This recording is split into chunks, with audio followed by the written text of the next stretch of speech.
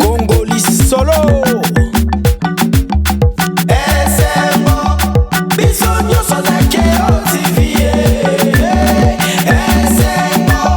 Il y a interdiction formelle de placer les véhicules sous les pipelines. Et puis qui s'est mis parce que Kyo a carburé les Kiwan. Pas à disposition parce que c'est pour Congo. À Goya même semaine prochaine à ma policier, les talibans. Au sombi panier na yo poubelle ya muke. Au suba papier na oche. Au silisi musala au tumbi. Oyo kakateka ya bo. Parapluie wana sokosa. Okangine mudu parapluie au futa. Atuka mpako ya leta. Mabile oyo azali kosalela oyo azali kovwaka kalite ezali ya leta.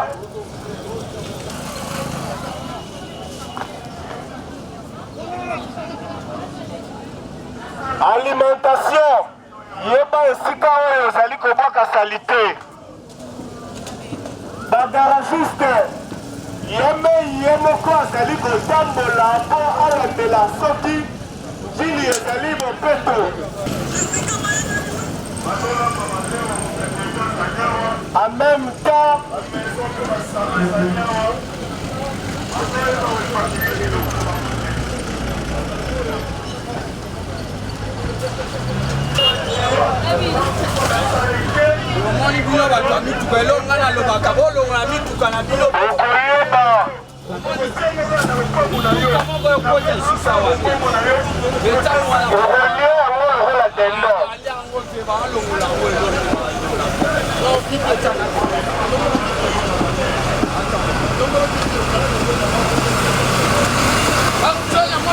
nous devons bâtir notre pays plus beau qu'avant.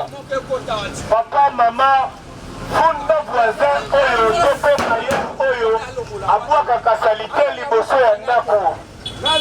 Panzana soki okopanzana likolo ya salite.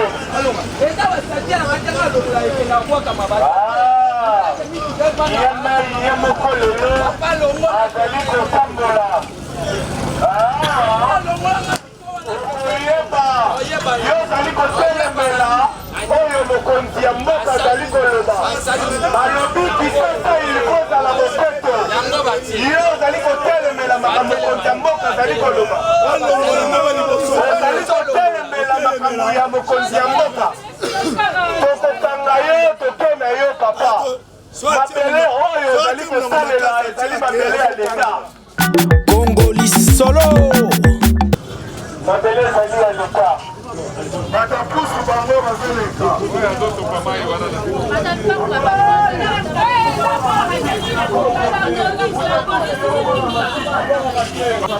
Mokolo mabele yemai papa bourgmestre lelo azali kolandela balupangu oyo ezali kobwaka salite liboso ya bandako. Bayer azali wapi? Papa mama mokonzi ya mabele azali na bosenga na yo. Balokateur na yo bazali kobwaka salite tope mai na mabele ya leta. Okofuta mpako ya leta parce Kokabola bango. nous devons bâtir notre pays plus beau qu'avant. Maman balobi tya mopeto na nsima na yo.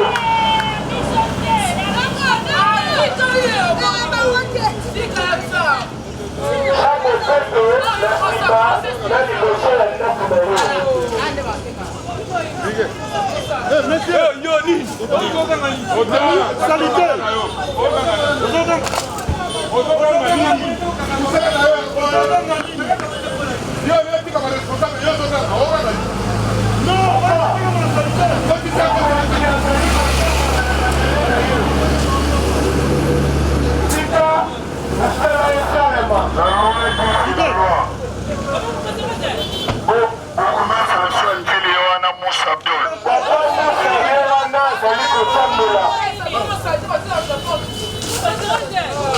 Congolais solo.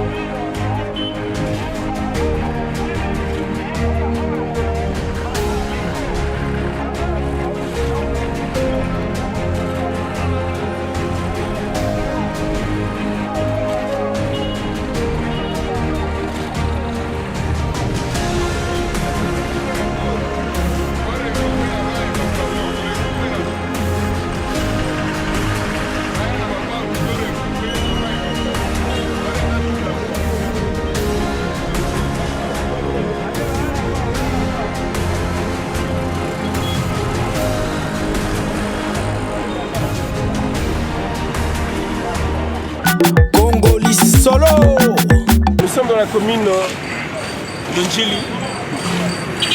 Nous sommes toujours là pour accompagner le projet de notre chef de l'État, Félix Tshisekedi Tshilombo. Et puis le gouverneur de la ville de Chantiningo Bilambaka. Balobi Kisasa il faut comme à Bopeto. Papa, maman, oyo nyonso atelemelaka. Que Kisasa est comme à Bopeto, toko telemelaye. Momoni bourgmestre ya Ndjili. Menge ye moko atelemi pona kotia Bopeto na Ndjili. Yo bourgmestre oyo olingi commune na yo ezala salite. Toko telemela yo. Omoni muninga na yo to collègue na yo bourgmestre Moussa Abdul ndenge azali kotia Bopeto na commune na ye. Nous devons bâtir notre pays plus beau qu'avant. Okusala akomona ndenge mosala ezali kosalama na commune ya Ndjili.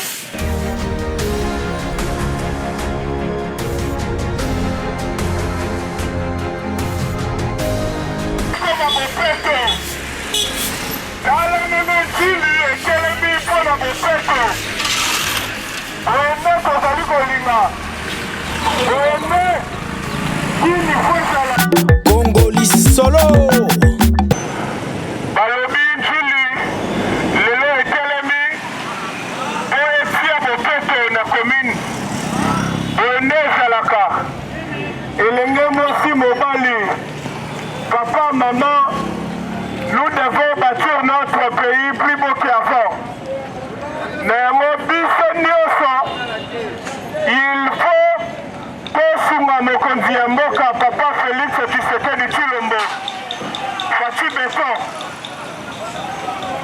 elongo na gouverneur de la ville de Chantiningo Bilambaka balobi Kisasa il faut comme à Bopeto.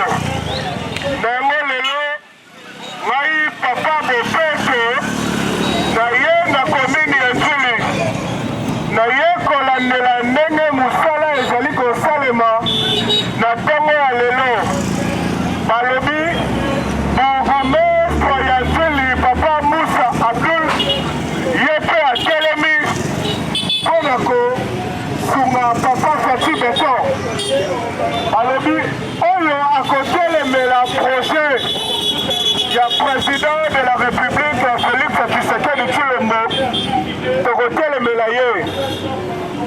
Papa, maman, nous devons bâtir notre pays plus beau qu'avant. Telema tia Bopeto liboso tope la nsima ya ndako na yo. C'est très important. Congolais solo. Papa, maman, balobi oyo ateka salite liboso ya ndako to mpe nsima ya ndako akofuta mpako ya leta olelaka ntongo midi pokwa omona nanga malaria omona nanga typhoïde tozali na posa Kisasa ekoma Bopeto Ndjili ekoma Bopeto. Nous devons bâtir notre pays plus beau qu'avant. Ezali slogan tope hymne national. Papa et maman, tia Bopeto liboso ya ndako na yo tope nsima ya ndako na yo mpo bana babela te. Na yango lelo bourgmestre ya commune ya Ndjili atelemi lisusu mpona kosensibilize Ndjili ekoma Bopeto oyo akotelemela idéologie ya chef de l'État na gouverneur de la ville Chantiningo Bila na bourgmestre Moussa Abdul tokotelemela ye. Papa, maman, balobi tia Bopeto liboso ya ndako na yo. Lelo Papa Bopeto aye na commune ya Ndjili na ye kolandela soki Ndjili ezalaka Bopeto. Namoni ye moko bourgmestre ya Ndjili ndenge azali kotia Bopeto na commune na ye parce que mikolo oyo soki otie salite liboso ya ndako na yo bakofutisa yo mpako ya leta balobi Ndjili il faut ekoma Bopeto.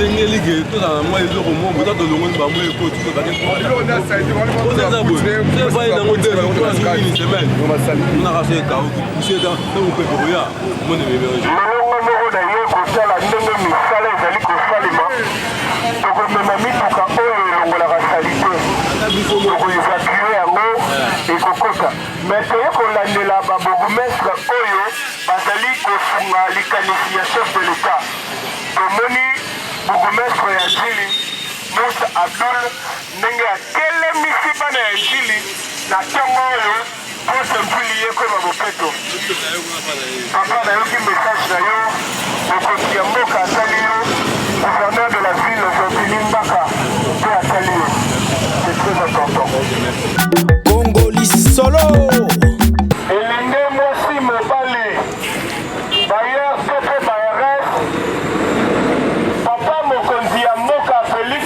Tshisekedi Tshilombo elongo na gouverneur de la ville Jean-Denis Mbaka lelo ngai papa bopeto na ye na komini ya njili mpo na kolandela soki njili ezali bopeto namoni bourgmestre ya njili papa Moussa Abdul atelemi na ntongo mpo na kotia bopeto na nzela yo bayres to mpe locataire oyo abwakaka salite liboso ya ndako voisin oyo ya propre kuna ndeko oyo azali salite ndeko oyo abwakaka salite na butu soki balali yeba ete lopango wana bokofuta mpako ya leta lopango ya salite yeba ete tokofilme yo bayer tokofilme na balocataire ote papa na mama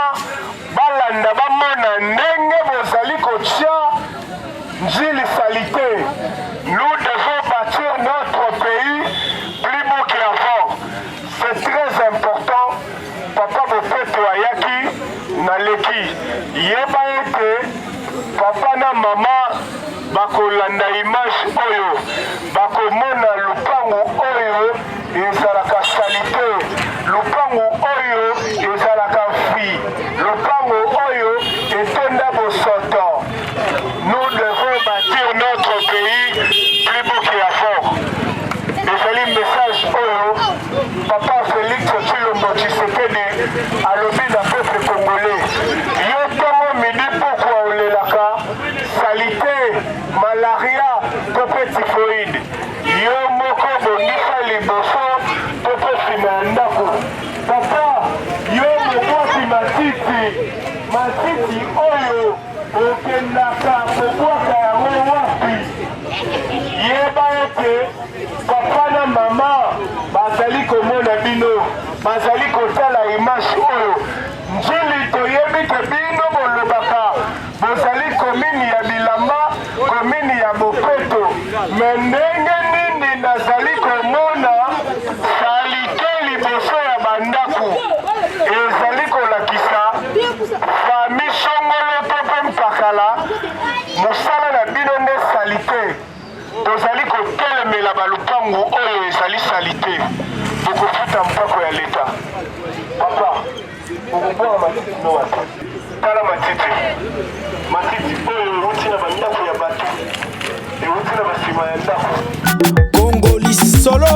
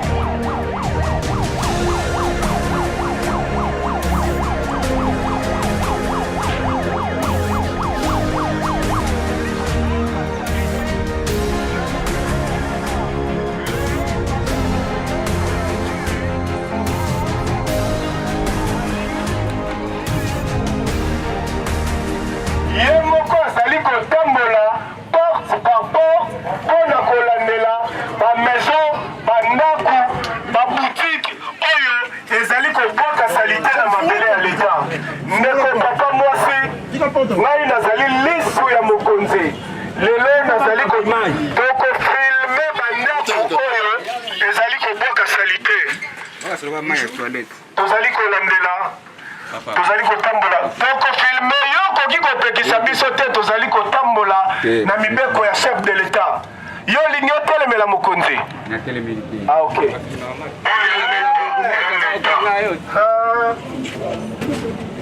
peut-être ezala nous devons bâtir notre pays plus beau qu'avant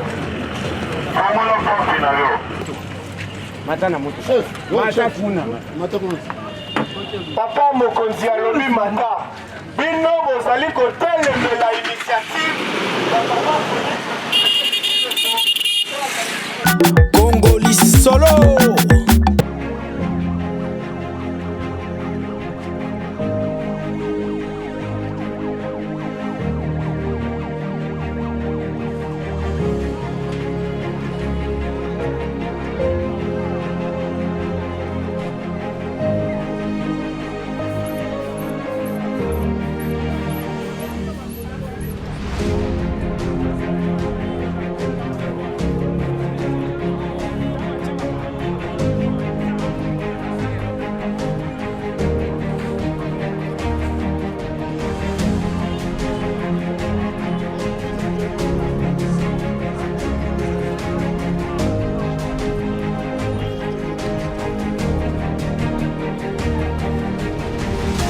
Congoli solo.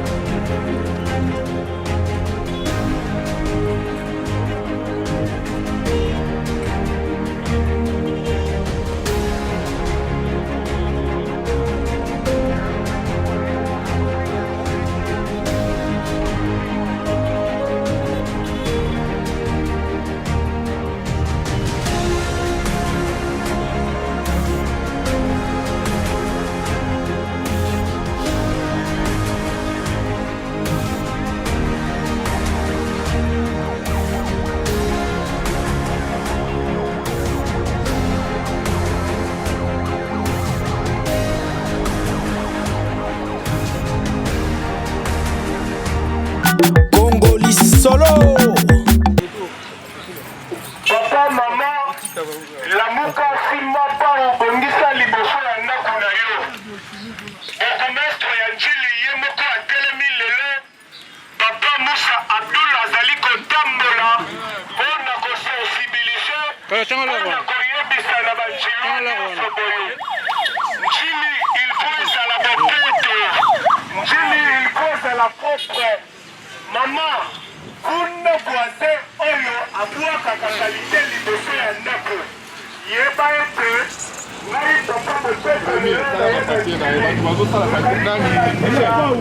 Michel, akangelanga maona. Wapi mkutemiko ya premier zako.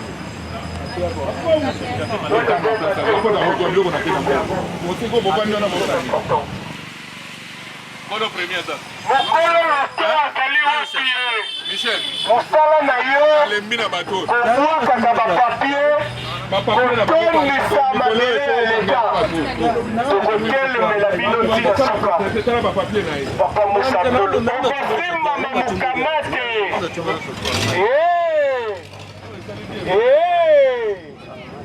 mabele ezali ya leta ezali ya bino te Les géants.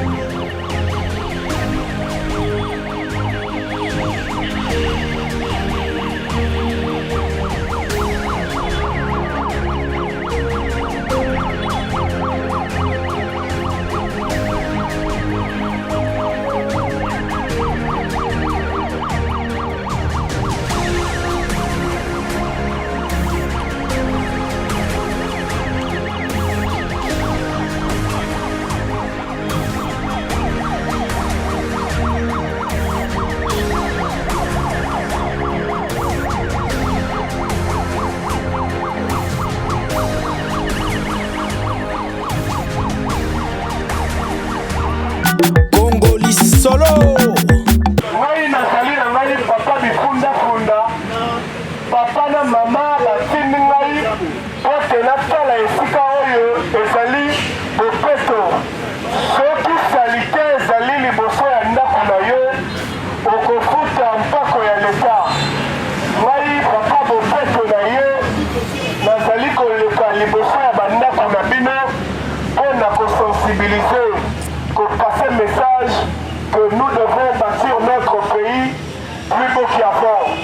C'est très très important. Njili toyoka kaka ezalaka commune ya SAP. Mais tolingi pe SAP wana ezala ti liboso ya bandako. Il faut kisasa te pe njili ezala bopeto. Ye mosala na yo kokwaka kasalite na nsima ya ndako soki bato balali ndeko voisin papa Bayer Bayeret kuna voisin oyo abwakaka kalite liboso ya ndako tokofunda ye ndeko na ngai mituna ekoya tozali kosensibilize bapapa na bamama yo mosala na yo kolelaka malaria me tala esika ovandi eske bopeto ezali lelo toye na komine ya Njili po tokolandela soki Njili ezali bopeto tomonaka kaka ndenge bana Njili balataka ndenge bambelaka eske bisika bavandi bopeto ezali tokoyeba yango lelo na yango ngai etonke lisu ya mokonzi lisu ya bopeto naye na komine ya Njili mpona kolandela soki Njili ezali bopeto naboni lelo papa bourgmestre ya Njili Musa Abdul ye mpe atelemi ngai mpe nazalaki koleka mpo te natala soki Njili ezali bopeto mama papa funda voisin oyo abwakaka salite liboso ya ndako na ye funda ye na leta akokuta mpako ndima na yo ozala songisongi ya bopeto. C'est très important parce que soki bopeto ezali okomona malaria na ndako na yo te, okomona typhoïde te. Maman, protégeons les enfants, c'est très important. Voilà pourquoi aujourd'hui nous sommes venus dans la commune de Ndjili pour sensibiliser la jeune Ndjili Botelema. Bopeto esengaka te papa ya mboka aya liboso ya ndako na yo. Yo moko zwa soin ya ndako na yo, zwa soin ya chambre, ya salon na ya liboso ya ndako. C'est très important. Balobi commune ya Ndjili bopeto. Bourgmestre oyo azali kotelemela initiative ya papa Félix Tshisekedi Tshilombo Azali, président de la République démocratique du Congo qui est mon pays, et le na gouverneur de la ville Jofiningo Bilambaka balobi kisoso il faut à la bopeto na yango lelo ngai lisu ya bopeto ngai papa bopeto na yaki na commune ya Ndjili kotambola na bourgmestre ya Ndjili papa Abdul Azali lisu ya bana ya Ndjili yeba ete bourgmestre nyonso ya 24 communes soki olingi otelemela initiative ya chef de l'État ngai papa bopeto nakofunda yo epai ya papa na mama nazali nakozala mpe nakozala kaka. Congoli solo. Je suis un vieux loup, ça signifie les doyens parmi les anciens. Moussa Abdul Razak, bourgmestre de la commune d'Ndjili, l'ancien de Makala, l'ancien de Kisenso. C'était une journée spéciale avec les garagistes du quartier 1 et 7. Pour les gens qui maîtrisent Ndjili, lorsque vous entrez par la première entrée et vous voulez venir vers la maison communale, au niveau de la station Shell, et pour arriver à la station Kobil, il y a beaucoup de garages et beaucoup de véhicules, beaucoup de garagistes. J'ai décidé de les inviter parce que très souvent quand on fait les salons, et ils sont comme des exemptés, hein, comme les gens qui sont du moins exonérés de faire les salons. Et ça m'a fait très mal parce que chaque fois, des fois, nous y allons pour faire les salons à leur place. J'ai dit non, il faut impliquer tout le monde parce que Kin Bopeto, c'est l'affaire de tous. Alors pour réussir les paris d'aujourd'hui, je les ai invités. Avant-hier, bon, ils sont venus à nombre réduit. J'ai renvoyé pour hier. Quand bien même que je n'étais pas là, parce que j'avais un cas de... j'étais absent au bureau, et le bourgmestre adjoint les a réussi, sous mes instructions, et il a parlé avec eux. Qu'aujourd'hui, nous devions faire les salons dans cette tronçon-là. Et c'est comme ça que non, je suis arrivé, et je les ai trouvés en train de faire les salons, mais ça n'a pas pris la vitesse de croisière. Mais quand moi-même je suis arrivé, j'ai essayé de booster maintenant les salons de manière que tout le monde, en me voyant moi-même en train de travailler durement, et ils étaient obligés d'emboîter les pas. C'est comme ça que cette tronçon aujourd'hui, si vous y passez, vous trouverez que quand même c'est très propre parce qu'on a désensablé, on a regroupé des ordures et on les a évacués. Donc, et après, nous avons aussi profité parce que les garagistes n'étaient pas que seulement là. Il y a aussi du côté des quartiers 8, là on appelle les environs de l'école qu'on appelle biochimie. Et je suis allé contempler parce qu'actuellement, en prévision de l'arrivée de Madame la Pluie, nous sommes en train de procéder par le curage des caniveaux. Donc nous sensibilisons les gens de curer les caniveaux et nous sommes là pour évacuer du moins les déchets qui sortent de ces caniveaux-là. Alors je suis passé par la tronçon de l'école biochimie, visiter parce qu'il y a aussi des garagistes là-bas qui ont essayé de curer les caniveaux et je suis allé les encourager. Mais en même temps sensibiliser par des actes concrets. Ça signifie que parce qu'il était déjà 12 heures et que l'heure de salon était passée, il est impensable qu'on trouve devant un magasin un tas d'immondices non évacués. Parce qu'aujourd'hui, c'est quand même la journée de tout le monde. Hein. Tout le monde doit y mettre la propriété et évacuer sans attendre les motoculteurs de la commune ou les agents de la commune. Chaque fois, nous avons prêché par l'exemple. Lorsque nous trouvons qu'il y a la saleté devant la maison, nous les prenons et nous les déposons dans la maison en question. Si c'est une boutique, pharmacie ou autre, on trouve la saleté devant, on prend ça, on met dans la boutique. Et dans comme ça donne des leçons que même si on a balayé, mais on ne peut pas entreposer devant la boutique. Il faut évacuer. Et c'est ce qu'on était en train de faire. Et nous en avons profité pour sillonner autant de quartiers comme ça sur les 13 quartiers pour donner des leçons. Et il en sera ainsi parce que nous en avons aussi, nous avons déjà beaucoup travaillé nous-mêmes avec nos brigades de la commune. Mais les soucis, même de son excellence, monsieur le gouverneur Jantiningo Bilambaka, c'est pas que les bourgmestres ou les agents continuent toujours à travailler, non. Il faut que la population se prenne en charge dans les opérations Kinbopé. Et c'est ce que nous sommes en train de faire. Ça signifie pousser la population à s'habituer à faire la propriété et n'a pas attendre seulement que les gens de la commune viennent, non. Il faudrait que chacun dans sa parcelle mette la propriété et surtout quand ils collectent les déchets, qu'ils savent les évacuer. C'est vraiment important. C'est ce que nous étions en train de faire aujourd'hui. Non, mais vous savez que le conseil que je peux donner, parce que bon, j'étais le président du collectif, je supplie parce que j'avais démissionné. Je suis vraiment comme tous les autres, mais en tant que doyen, le conseil que je peux donner, que il faut s'inscrire dans la vision de son excellence, monsieur le gouverneur Jantiningo Bilambaka. Au début, moi, j'étais reproché du fait que je n'ai pas encore intégré cette vision-là. Mais depuis que je l'ai intégré, je crois, j'aurai moins de problèmes avec lui. Parce que je connais. C'est un monsieur bien, mais il est sévère envers les négligents. Donc, si on se met sur le terrain, si on fait travailler les gens et tout, on aura moins de problèmes avec son excellence Jantiningo. Mais c'est lui qui néglige, il le verra toujours qu'il est mauvais parce qu'il n'hésitera pas à frapper. Bon, moi, en tout cas, ayant déjà été frappé, je me dis, ça s'arrête là parce que je ne peux pas accepter qu'on me frappe pour la deuxième fois. Voilà pourquoi je suis debout à tout moment parce que j'ai déjà compris la philosophie, j'ai déjà compris les modes opératoires de Jantiningo Bila, j'ai déjà compris la vision. Voilà pourquoi j'aurai moins de problèmes avec lui. Non, l'émission, parmi tant d'autres, c'est une bonne chose parce que c'est une motivation, un stimulus pour que les gens travaillent. Tu t'imagines que des fois, nous travaillons dans les réseaux sociaux, il y a plusieurs groupes de la ville, 100% ville, 100% ceci, bon, tu vois, et il y a beaucoup de groupes que nous fonctionnons. Nous sommes plus dans les réseaux que dans la presse ici. Alors, si il est là pour nous accompagner, et ça ne fait pas du mal à la personne, parce que souvent les groupes, c'est entre nous, tous ceux qui sont impliqués, les structures qui sont rattachées dans les Kinbopé, mais au niveau de la ville. Mais avec la presse, on sort un peu. On n'est pas seulement au niveau de la ville, on n'est pas focalisé, mais on est aussi pour les communs des mortels. Les gens qui nous suivent, ils savent apprécier quand même le travail que nous sommes en train de faire en dehors de notre hiérarchie et tous les autres qui sont dans les groupes de la vie. Merci beaucoup, monsieur le bourgmestre. Non, c'est à moi de vous remercier pour l'accompagnement. Congolais solo.